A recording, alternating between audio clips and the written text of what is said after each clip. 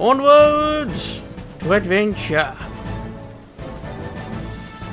and the money. A hunt for the ivory vines begins in earnest, Scion. Suffice to say, we have treaded warily, but one misstep may well cost us our lives. Our business here is concluded for the time being. Let us return to the Rising Stones and report to Commander Levion. Yeah.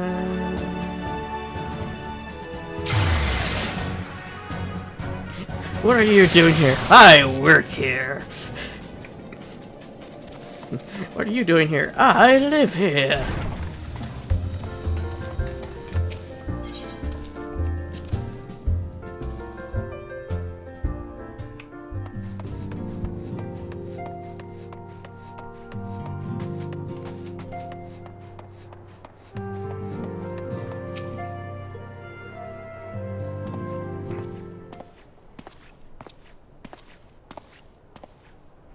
We are returned from Ulda, Commander.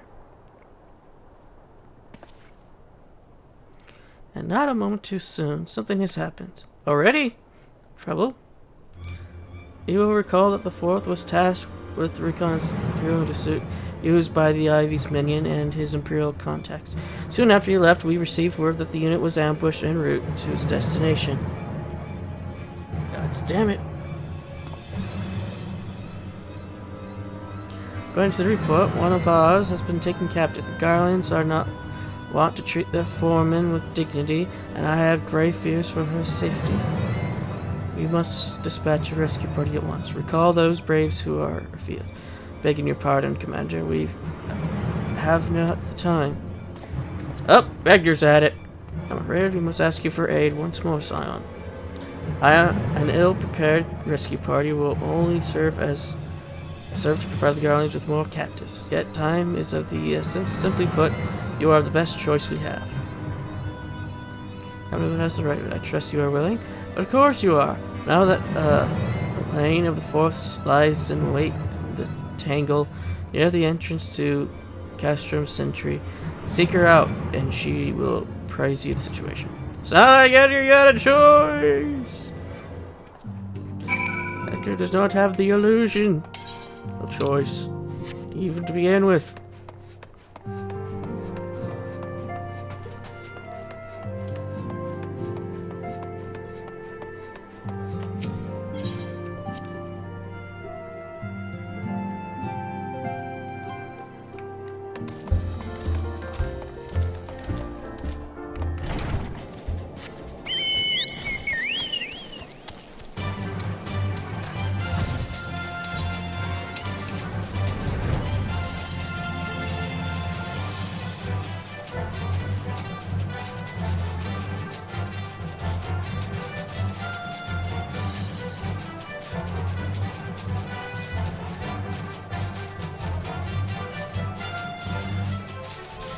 Oh, flew right over them.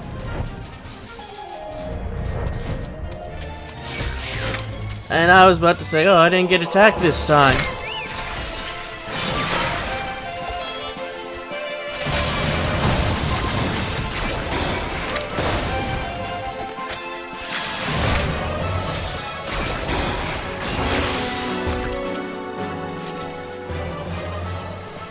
It would aid us in the rescue mission. We are on your debt, Warrior Vlad. Our time is against us, so allow me to brief you of the situation. The Garlands fell upon us without warning, wounding poor Rahish and hauling her away up to the Costorium yonder. Outnumbered as we were, it was all we could do to flee and regroup. Even as we speak, the Garlands may be interrogating Rahish, or worse, with her. That respawn quick. Her hurts. I fear that she will be long to survive their attention. We must rescue her without delay. Your orders may yet be in its infancy, but the bonds that binds us as strong as Mithril. Now it is us to stand by while Comrade suffers. We, the remnants of the 4th, will infiltrate Castrum Centauri. Please help us find Rahish before it is too late. Wait, only 5 survived? Unless they started with 5 in the 4th, then I still wonder where a whole bunch of these other people came from, but I slowly but surely am starting not to care.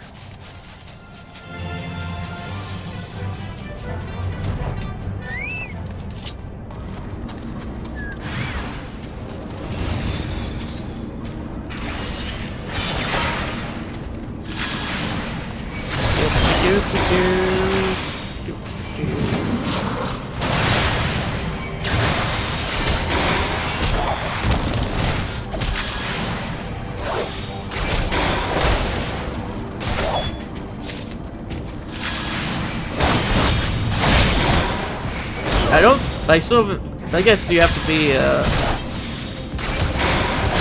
weaver to find use for the Garlean fibers. Oh, their hat gets even stupider. They get little wings. Oh no, that's their ears.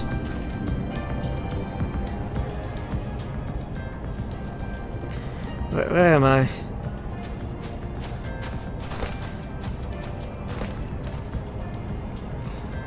Gods, we found you.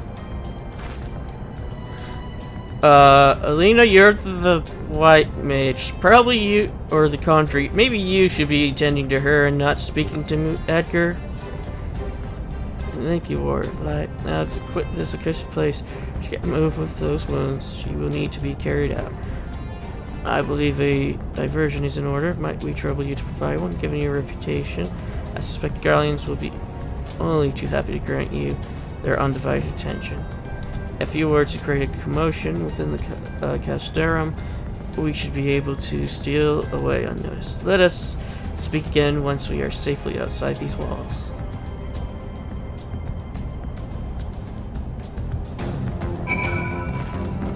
Ah, commotion, you say? I see someone with cards! That will be the greatest of commotions.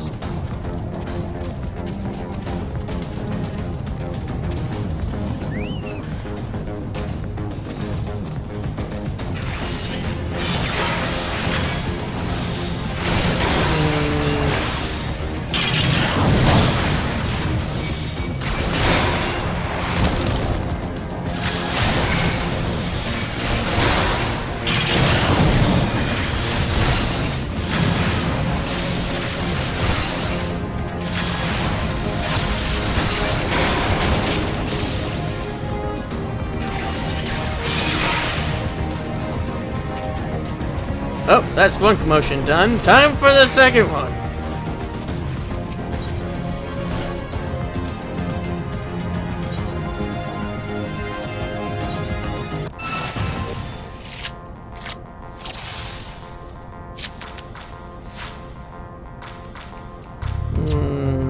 Start with the launch.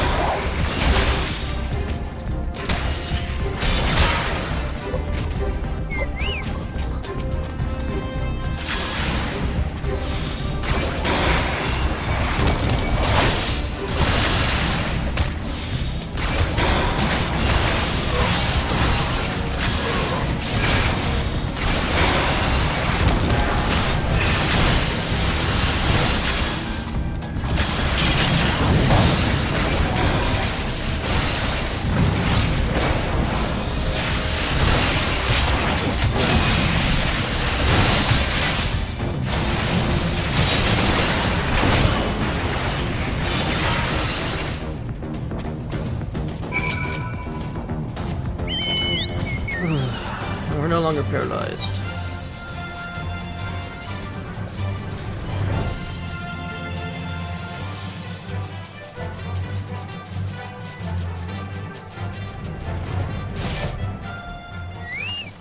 Am I going to get trapped in the conversation? I've awaited your return. Well, thanks to my friend, you have done us great service. Thanks to your aid, our comrade Rahish is safe, and we suffer no further casualties. Or I cannot well express my gratitude. All that is left is to report the mission successfully to Commander Levier. I shall go on ahead to the Rising Stones.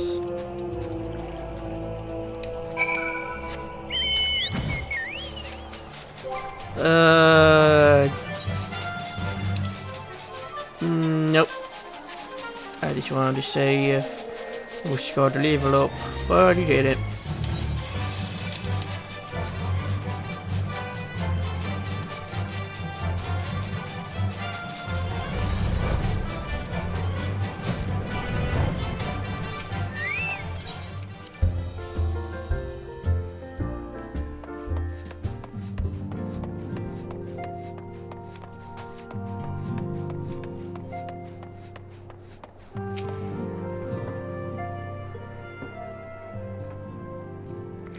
It does me well to see you thus returned.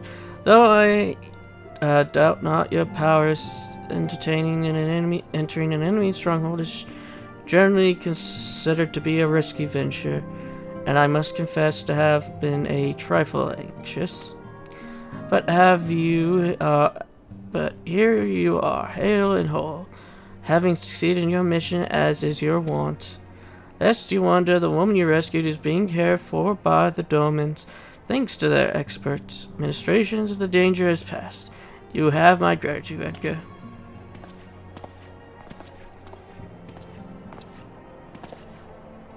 Allow me to thank you also, Scion. Rahish owes you her life. We escaped with minimal casualties this time, but we can ill afford to be caught off guard again. The Empire is not an opponent to be trifled with. As you say, Commander, I will see to it that the men keep their wits about them.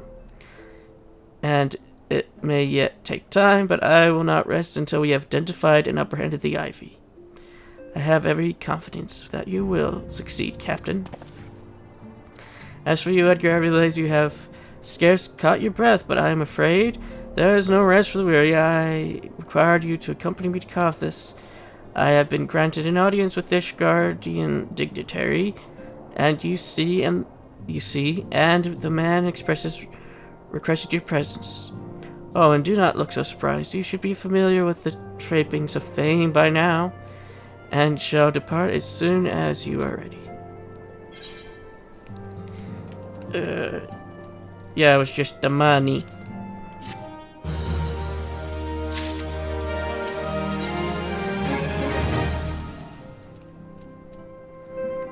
Next, we shall have bands! I shall be blessed with the rare opportunity to get an audience with an ambassador of the Holy See of Ishgard. We are to treat with Sir Emmerich, Lord Commander of the Temple Knights and Captain Dragonhead. It is considered a great honor to serve the Holy See directly as a Temple Knight. Needless to say, their leader wields tremendous political influence. We would not be wise to court his favor. For that reason, I consider your attendance essential. If Sir Emmerich wishes to meet the man behind the legend, I will not deny him the pleasure of your company. The Ascendant should see the wisdom in this plan when you requested her permission to accompany me to Carthus. Mayhap you feel this to be a waste of your talents, which could be doubtlessly put to nobler uses. I don't think Edgar is feeling anything right now other than probably a little bit of joy of winning a new card. But apart from that, probably not much else. If so, I would remind you that the more good can be accomplished with the stroke of a pen than the thrust of a sword. Oh, I have to speak with Menphilia.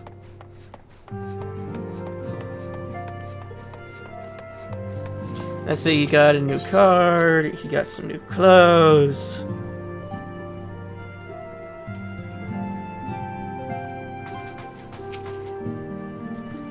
meeting with an Ishgarding ambassador? By all means, I think it's a wonderful idea. We have received no report of etheric disturbance or unusual beast tribe activity of late.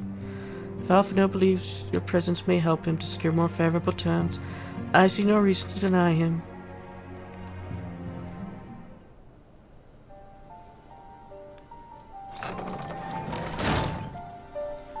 Senate, I take it Edgar has explained the situation? He has.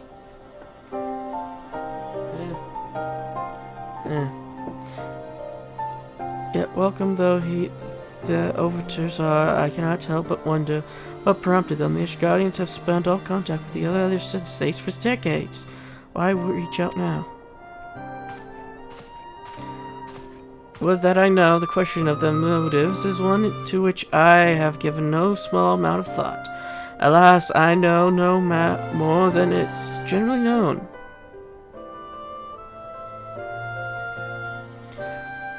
The odorous, reluctant nation of Ishgard, situated at the center of Albathos Spire, ruled by the Ishgardian Orthodox Church, at the head of which presides the Archbishop. Members of the original Azoran alliance formed in the wake of Almiko's fall some 2 decades ago. Friends of convenience who withdraw from the alliance as soon as Imperial fleets was routed at the Battle of Silver Tiered Skies.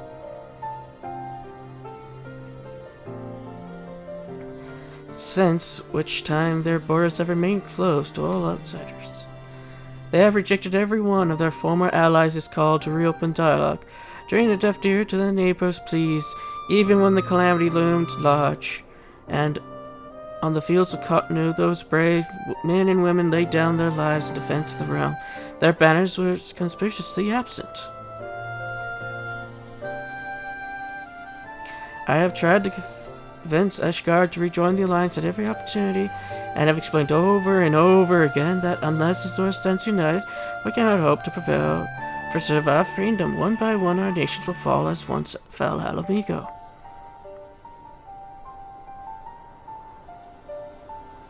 And what has mine efforts yielded? Why not? Surely they can be considered a step in the right direction. I should hope so, rather than the lowly messenger we have been foddered off with in the past. This time we shall meet the man of genuine influence.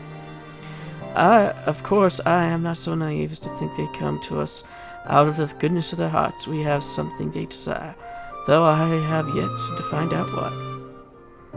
But such of the nature of diplomacy, they will bring their agendas to the negotiation table, and so will I, along with a handful of incontrovertible truths. The Empire will soon be at our doorstep once more.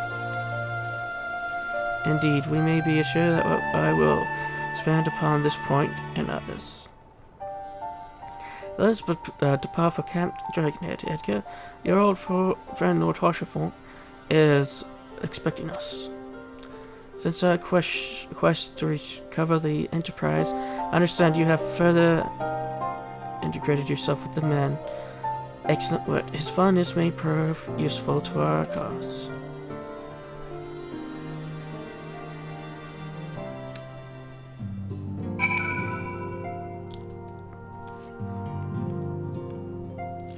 Up to Dragonhead!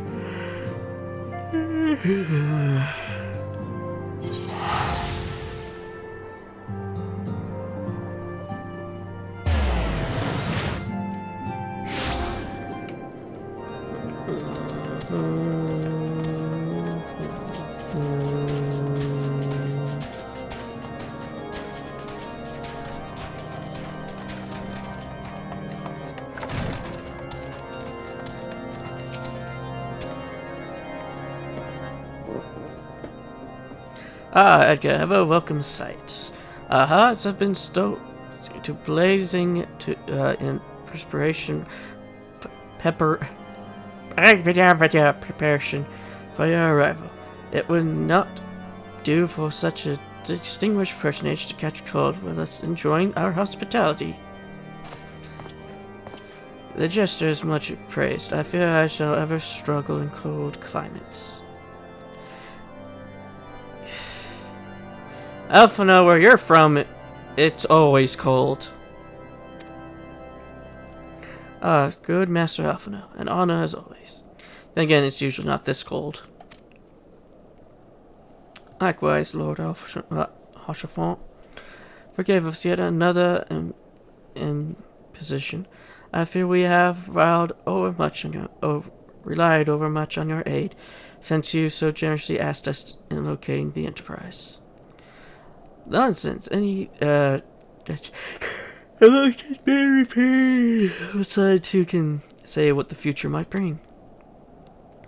Lord Fortamps may ever even seek the aid of your new formed Crystal Braves. In any case, I am simply delighted that the Holy See is at least willing to grant you an audience. No doubt you discover that Snowcloak helped to justify the decision. This recent resurgence in heretical activity is a grave concern to us all.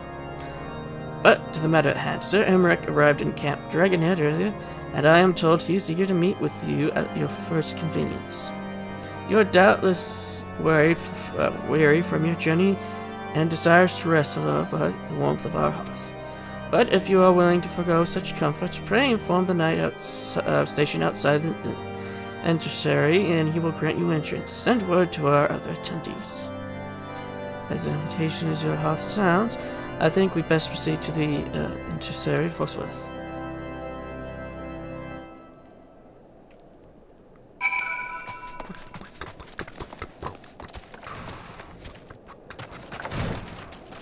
Oh. Yeah.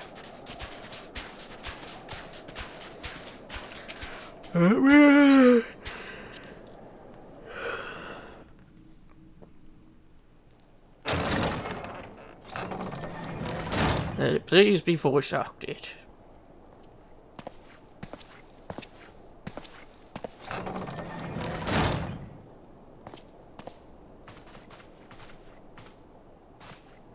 Have faith, my friend. You need only state your case with confidence and clarity.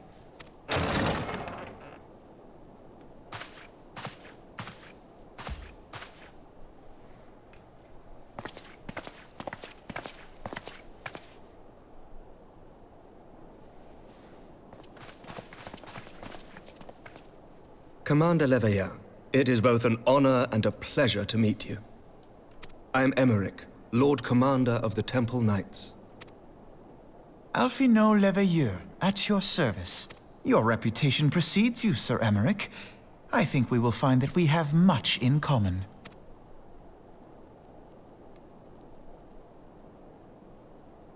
Speaking of reputations, yours towers over us all. Does it not? It does indeed, Lord Commander. I am not too proud to admit that I have followed your activities with an interest bordering on fascination. Full glad was I to learn that you would be joining us. Now then, shall we begin?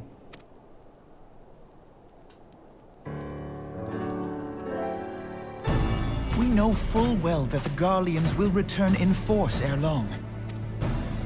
What is more, we have yet to achieve a lasting victory over the Primal Menace. The beast tribes continue to summon their gods, and each incarnation is stronger than the last. Ishgard is not immune to these threats. I must reiterate that it would behoove your nation to rejoin the Eorzean Alliance. Once again, I must respectfully disagree. On what grounds? Despite their presence in Kurthus, the Ixal do not concern us. Their territorial claims pertain to Gridanian lands, and it is the people of Gridania whom they harry. Consequently, the Holy See judges this to be a Gridanian affair, and Ishgard does not intervene in the internal affairs of other nations. Even when they're staging their attacks from their lands? Even were that not the case, our forces are wholly committed to the Dravanian conflict. We have not the knights to spare.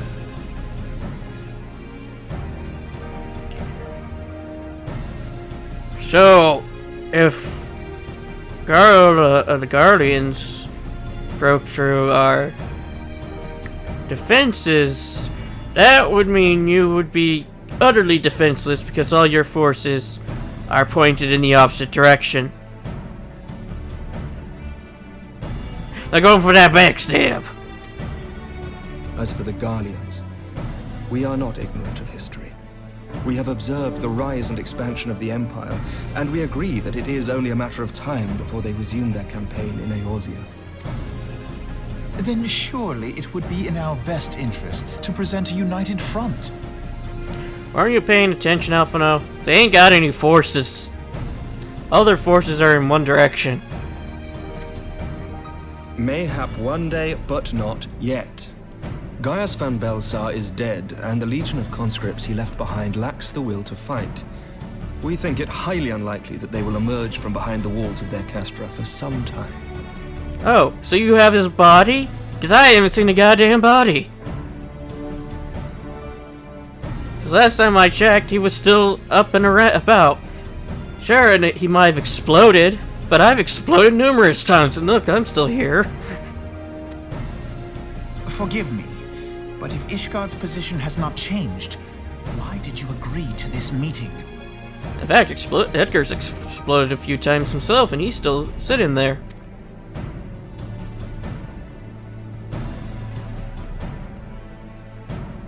It was not only as a representative of Ishgard that I came here. Pardon? It is not within my power to change Ishgardian policy, regardless of my personal feelings. There is, however, one area in which I may exert a measure of influence. Concerns have been raised over the supplies House Fortin has offered to Revenant's Toll. These have led to calls for restrictions on the provision of aid to foreign powers. I can ensure that the shipments continue unabated. Sir Emmerich, we would be in your debt. No, you would not. For I require something in exchange. The heart of Zeus! Of late, there has been a flurry of Dravanian activity, the purpose of which was not immediately clear. However, our astrologians have since observed alarming changes in the heavens. The dragon star waxes unnaturally bright, and there are whispers that it portends the resurrection of Midgard-Sorma. The fallen guardian of Silvertear Falls? That's absurd. Full many times have I gazed upon the dragon's corpse still wound around the Agrius, and wondered how different our world might be if it yet lived to plague the skies. To be honest, I don't think much different. He might have just, I don't know, curled up and slept somewhere. I do not know, and I do not wish to know, nor does any son of Ishgard. Yet the mere presence of Dravanian forces is not sufficient grounds to send knights to Mordona, whatever our astrologians say. As I told you before, we have not the forces to spare. But we do. So you will intervene on our behalf if we agree to watch over the Keeper of the Lake. I shall procure the poking stick, and Edgar shall poke it with his rapier. Do you accept these terms? I do. I will see that you are kept abreast of any developments. I regret that we could not come to a similar agreement on other matters, but I understand that you are not at liberty to make such decisions. Is that just me, or did Alphino flicker in and out of existence there? Nevertheless, I hope that what we have accomplished here today will serve to demonstrate to your countrymen that we can work together towards a common goal. Mayhap one day we shall look back on this moment as the first step towards a united Eorzea. Mayhap we shall, Commander.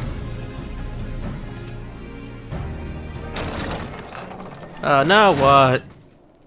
What is the meaning of this?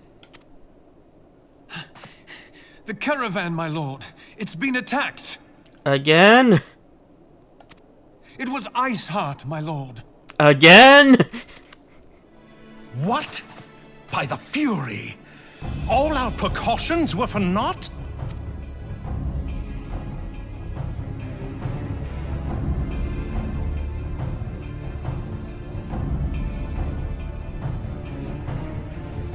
Well, at least we got paid in pants.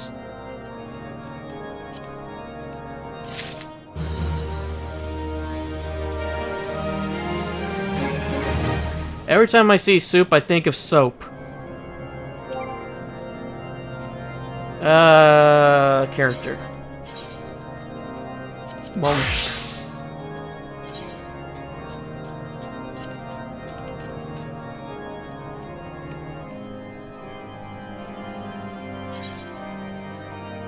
Oh, wait a minute.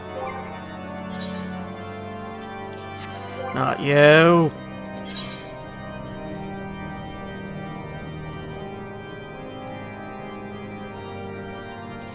Okay, maybe we'll get a 110 weapon box. If we do,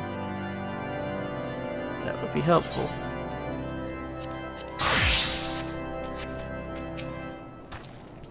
Yeah, in the next episode, we shall continue with the Dravonian, or whatever, heretical blah blah blah. Until then,